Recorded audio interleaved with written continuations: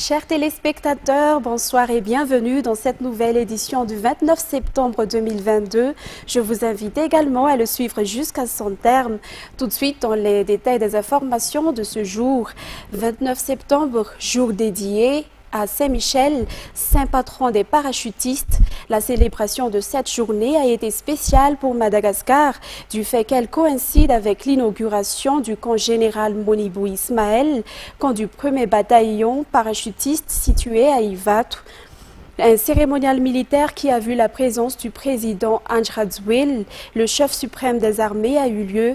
Ce dernier a exhorté l'armée à œuvrer afin de réinstaurer la paix pour assurer la sécurité de la population malgache. Il a également fait un don d'équipement pour renforcer ce que l'État a déjà fourni depuis 2019. Plus de détails avec Miarvulet Sferen et Andra Adzajenbe. Le changement de l'ancien 1er régiment des forces d'intervention ou 1er RFI en 1er bataillon des parachutistes fait partie intégrante de la restructuration de l'armée malagasy. Ce camp est baptisé camp général Ismaël Monibou. Le général Monibou était le premier commandant du RFI en 1975. Il appartenait également à la première promotion de l'académie militaire. Il est connu pour sa droiture, d'après le ministre de la Défense nationale, le général Rakutnirina Richard. Les menaces changent, l'armée malagasy suit également ce changement. Le président de la République a souligné dans son allocution que l'État a déployé des efforts considérables depuis 2019 pour équiper l'armée malagasy. Des résultats palpables sont constatés notamment concernant les vols de bovidés qui ont connu une baisse. Il a également évoqué que le cas de kidnapping des ressortissants étrangers n'ont plus lieu depuis un certain temps. Toutefois, le chef de l'État a également exhorté l'armée à faire des efforts dans la lutte contre l'enlèvement de Malagasy, mais surtout contre l'enlèvement des personnes atteintes d'albinisme, qui est un phénomène nouveau dans le pays. Dans la foulée, le numéro 1 Malagasy a également félicité la grande famille de l'armée qui a apporté sa contribution lors des périodes difficiles traversées par le pays, comme lors de la lutte multisectorielle menée contre le Kéré dans le sud, la lutte contre la Covid-19, mais également lors de la période des inondations. À noter que le 29 septembre est une journée dédiée à Saint-Michel, saint patron des parachutistes. Le commandant du 1er bataillon des parachutistes a souligné dans son discours que cette journée du 29 septembre a été spéciale car le chef suprême des armées a honoré de sa présence les cérémonies tenues à cette occasion.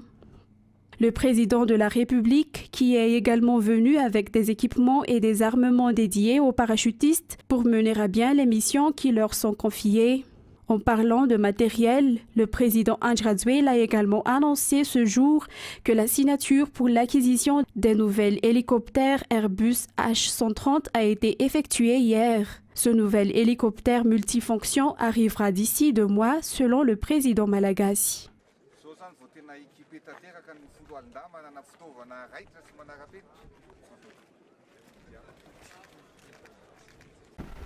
Et puis, le secrétariat en charge des nouvelles villes et de l'habitat a signé une convention de partenariat avec l'assurance SAR aujourd'hui dans le cadre de la construction des logements sociaux à Mbujachim.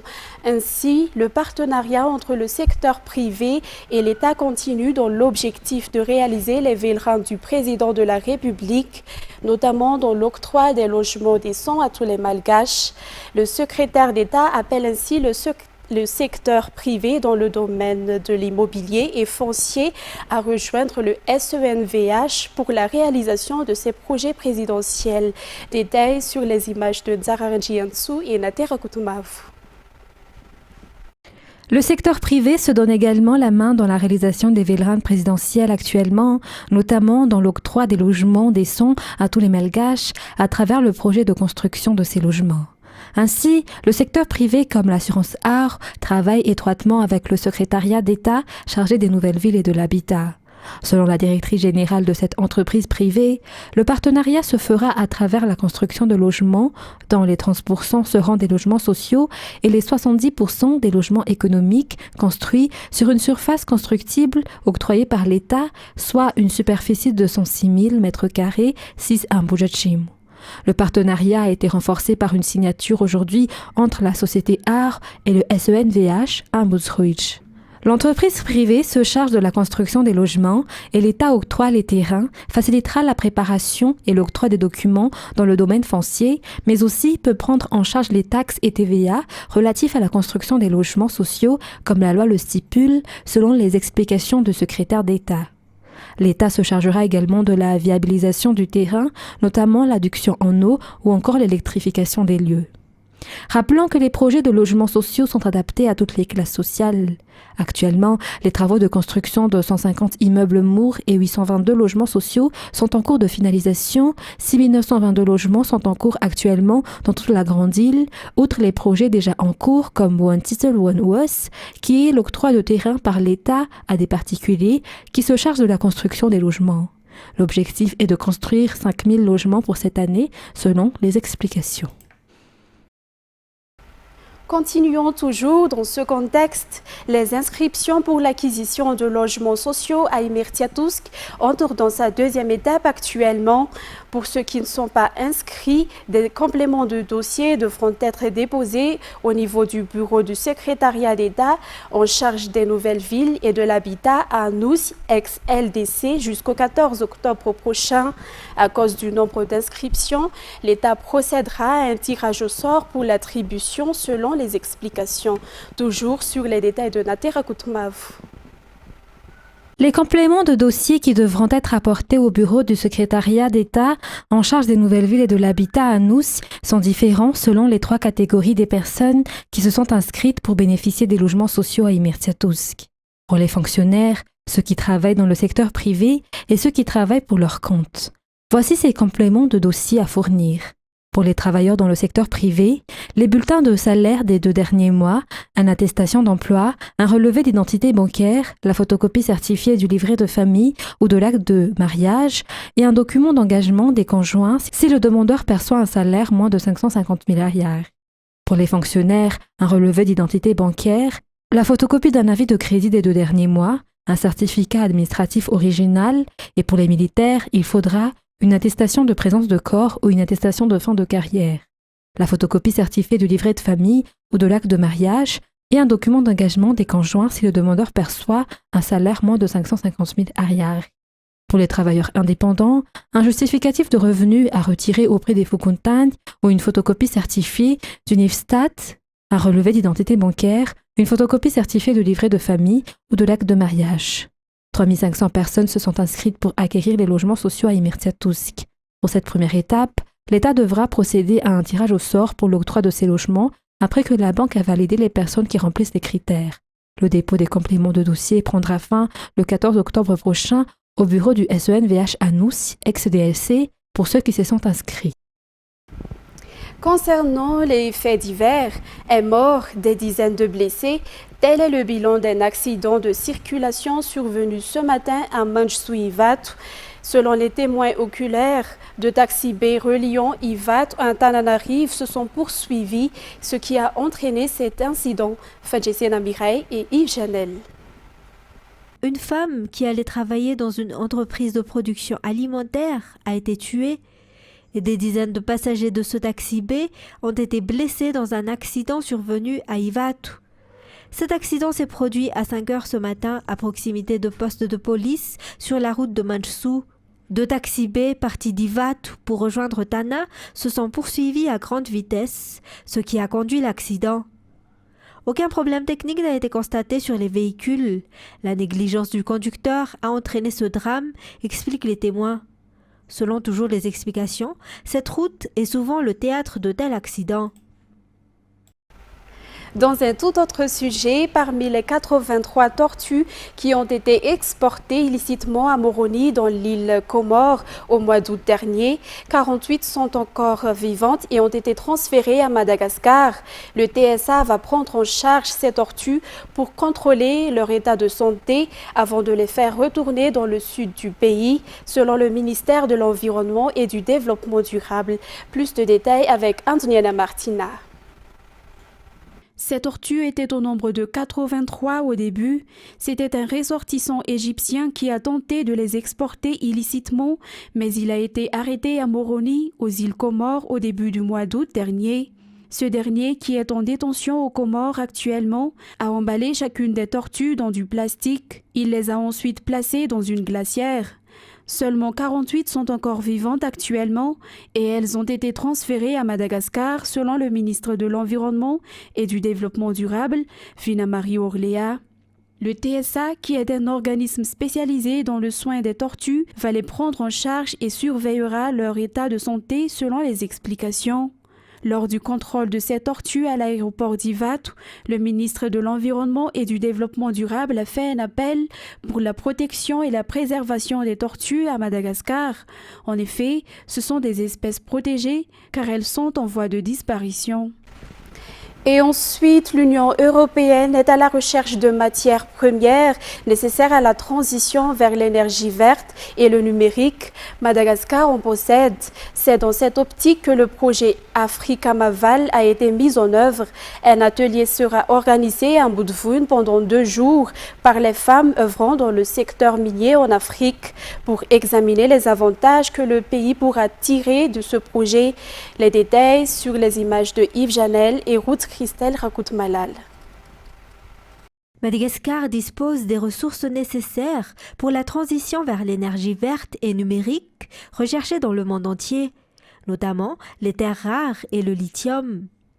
L'Union européenne fait actuellement partie des pays à la recherche de ces matières premières. Pour cette raison, le projet Africa Maval qu'elle finance a été créé. Il sera mis en œuvre dans 10 pays d'Afrique. Nous sommes ici dans le cadre du projet Africa Maval, qui est un projet, un partenariat entre l'Union européenne et l'Afrique. C'est un partenariat pour construire les chaînes de valeur minières pour des matières premières durables et responsables. L'existence de ce projet sera un avantage économique pour le pays, à condition que les retombées impactent la population. Allons donc voir comment est-ce que de façon globale, ces informations-là pourraient être utilisées dans le meilleur des cas pour que on améliore les conditions sociales. Ça veut dire quoi? Ça veut dire quand on fera la mine quelque part, il y a des préalables que les populations et les pays devraient bénéficier. Il ne serait pas seulement question d'exporter toutes les matières premières alors que les pays détenteurs de ces matières ne profitent pas assez de la ressource qui leur est propre. Donc il est question de voir comment est-ce qu'on peut aligner tout ça. C'est-à-dire qu'on fait l'ESG, donc l'environnement, le social et la gouvernance, pour que ça bénéficie davantage aux pays qui sont propriétaires de la ressource. L'atelier organisé par les femmes œuvrant dans l'exploitation des ressources minières en Afrique ou à Wima se tiendra pendant 2 jours à Boudvoun. Les résolutions seront connues après l'atelier. Et la 66e conférence générale de l'Agence internationale de l'énergie atomique se déroule au siège de l'agence à Vienne du 26 au 30 septembre 2022. La délégation conduite par la professeure Elia Béatrice Assomakou, ministre de l'Enseignement supérieur et de la Recherche scientifique, a présenté Madagascar à ce rendez-vous de haute importance à la fois scientifique et socio-économique. À travers son discours, la ministre a confirmé la volonté du gouvernement malagasy à continuer et renforcer la coopération avec l'AIEA que le pays a intégrée depuis 1976. La ministre a souligné que le bilan de cette coopération a toujours été avantageux, ayant permis de mettre en place plusieurs laboratoires dans les centres nationaux, à l'instar de l'Institut national des recherches et techniques nucléaires, le laboratoire des radioisotopes, le Centre national de recherche sur l'environnement, le Centre national de recherche océanographique, le Centre national de recherche agronomique. À cet égard, le gouvernement malgache dispose d'un outil technologique potentiel qui pourrait apporter une contribution significative à la capitalisation de ces efforts afin d'atteindre l'émergence du pays. Et concernant les actualités internationales, après avoir dévasté l'ouest de Cuba, l'ouragan Ian a frappé la Floride mercredi. Les autorités redoutent une tempête historique de par son intensité qui a déjà provoqué des inondations catastrophiques. Plus de 2 millions de foyers sont privés d'électricité. Détails sur les reportages de France 24. Le calme avant la tempête. Dans la baie de Tampa, l'océan s'est retiré, signe annonciateur de l'arrivée de l'ouragan. Quelques instants plus tard, d'importantes pluies et des rafales de vent balayent la Floride. Ici, l'eau s'est engouffrée partout, jusque dans cette caserne de pompiers, compliquant les opérations de secours. Là, on a un problème de camion. Les gars le poussent en dehors et le vident. Plus d'1 million de foyers sont pour l'heure privés d'électricité. Ian a été classé en catégorie 5, soit le niveau le plus élevé pour un ouragan. Les autorités sont en état d'alerte maximale. L'ouragan Ian a touché les côtes de la Floride avec des vents à 250 km/h. Ce sera l'un des ouragans dont on se souviendra dans le sud-ouest de la Floride, probablement le plus important. Ian devrait s'affaiblir au fur et à mesure qu'il avance dans les terres, mais les dégâts qu'il pourrait provoquer restent importants. Joe Biden appelle à la plus grande vigilance. La tempête est incroyablement dangereuse, c'est une évidence. Elle met des vies en danger. Vous devez obéir à tous les avertissements et aux instructions des responsables des services d'urgence. Ne prenez rien pour acquis. Utilisez leur jugement, pas le vôtre. L'ouragan a auparavant frappé Cuba, plongeant l'île dans le noir et faisant au moins 2 morts. Selon les spécialistes, la fréquence de ces phénomènes très intenses devrait continuer à s'amplifier dans les prochaines années à cause du réchauffement de la surface des océans. Et à Brésil, à 3 jours de la présidentielle, le Brésil entre dans la dernière ligne droite d'une campagne électorale ultra polarisée, se résumant à un duel sans merci entre Jair Bolsonaro et Lula, dont l'élection dès le premier tour paraît possible. Toujours sur les images de France 24. Sur sa moto en tête de cortège, Jair Bolsonaro, plein phare pour l'un de ses derniers meetings de campagne. Accueilli comme une véritable rockstar par ses supporters, le président sortant montre les muscles. 3 jours avant le premier tour de l'élection présidentielle, il a de nouveau attaqué son principal concurrent. Vous savez qui est Jair Bolsonaro et vous savez très bien qui est Lula da Silva, le plus grand voleur de l'histoire du Brésil. Lui et ses amis ne reviendront pas parce que nous allons gagner au premier tour. Pourtant, tous les sondages indiquent le contraire. Selon les dernières estimations, le président sortant ne recueillerait que 33% des intentions de vote, contre près de 47% pour Lula. Mais dans l'esprit de ses partisans, le discours infuse. Impossible de croire à une éventuelle défaite. Il va gagner au premier tour. Même si les sondages disent que Lula va gagner, ce que nous voyons dans la rue, la ferveur et l'acceptation que suscite le président sont immenses. 2 jours plus tôt, devant un public conquis, son adversaire, Luis Ignacio Lula, favori dans les sondages et soutenu par de nombreuses personnalités publiques. Lui s'en prend avec virulence au bilan de l'actuel président. Le retour de la faim, le chômage record, l'inflation hors de contrôle. Toutes ces souffrances causées par le gouvernement actuel font partie d'une des pages les plus malheureuses de notre histoire. 156 millions d'électeurs brésiliens sont appelés à voter dimanche. Si aucun des candidats n'obtient la majorité absolue, un second tour est prévu le 30 octobre prochain.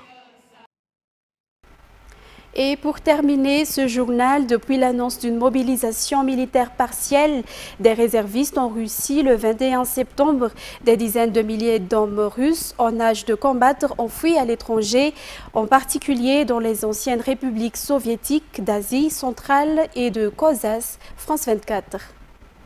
Un homme vient de tirer à l'intérieur d'un centre de recrutement à Irkoutsk, en Sibérie. L'assaillant est ensuite exhibé par les forces de l'ordre. C'est une des nombreuses attaques contre ces lieux symboliques de la mobilisation décrétée par Vladimir Poutine. À l'image de cet autre centre, à Oryupinsk, attaqué avant-hier. Tous les jours, ou presque, Des Russes protestent dans la rue, comme ici dans le nord-est du pays, au risque de se faire embarquer par la police. Voici tous les lieux où des manifestations ont eu lieu en Russie depuis jeudi dernier. Et là, toutes les attaques recensées contre des bâtiments administratifs, une contestation sans précédent. On est bien loin de la mobilisation rêvée par le Kremlin, à l'image de ces vidéos diffusées par le ministère de la Défense, où tout se passe en bon ordre, où des primes sont promises aux soldats et où des naturalisations sont offertes aux étrangers qui s'engagent pour la Russie. Voici ce qui circule sur les réseaux sociaux, diffusé par un média interdit en Russie. On y voit des soldats entassés dans des baraquements. Vous avez des sacs de couchage pour nous? Non, c'est vous qui les amenez. Nous allons vous donner des uniformes et des armes, c'est tout, rien de plus. Des vidéos qui s'ajoutent à celles de cet exode massif aux frontières du pays, notamment vers la Géorgie, des kilomètres de bouchons, des hommes qui ne veulent pas faire la guerre. À Moscou, certains osent exprimer leur exaspération. Les militaires ont tout raté. Nos gars dans le Donbass vont-ils laisser leur vie? C'est un bordel complet dans le pays, dans tous les secteurs d'activité. Et dans l'armée, on voit bien que le système ne fonctionne pas du tout. Tout est à l'abandon. Embarrassé, acculé après cette semaine cauchemardesque, le Kremlin a reconnu hier des erreurs dans cette mobilisation militaire, les imputant à l'administration. Mesdames et messieurs, et c'est ainsi que se termine cette édition. Je vous remercie de l'avoir suivi jusqu'à son terme. Au revoir.